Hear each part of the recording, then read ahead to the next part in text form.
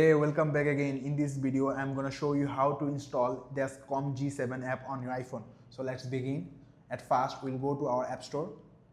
Also make sure your iPhone is connected with internet through Wi-Fi or cellular data. Then you can see here search, tap on it. Now type Dexcom G7.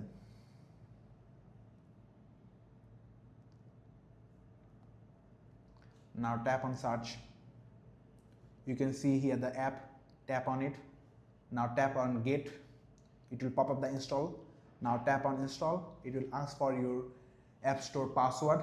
So let's give our app store password. Given my app store password, let's sign in. It will take some time and it's done, and you can see it's downloading here. So let's wait a little bit. It will take some time.